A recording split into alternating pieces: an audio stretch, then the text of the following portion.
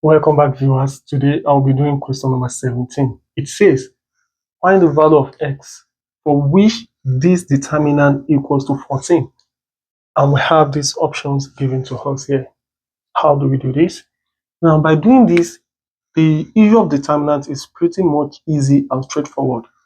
Let me just explain something to you.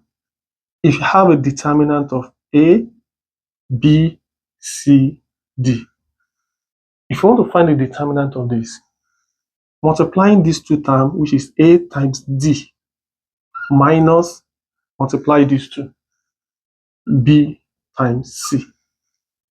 This is the general form for simplifying determinants, and I'm going to use the same approach here. So now I'm going to multiply these two together. So here I'm having 2x multiplied by -5 minus -3 multiplied by x, -3 multiplied by x, okay, equal to what? 14. So this is what we have. Let's simplify further.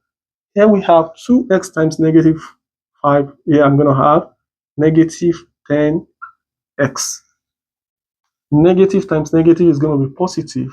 3 times x is going to be what? 3x equals to 14. -10 plus 3x is going to be -7x equals to 14. Dividing both sides by the coefficient of x, which is -7, -7. This cancel out this, I'm having an x. 7 here 1, 7 here 2. I'm having -2. Looking at this option, my right answer should be option D. Thank you very much for watching. Please don't forget to follow to see question number 18. See you next time. Bye.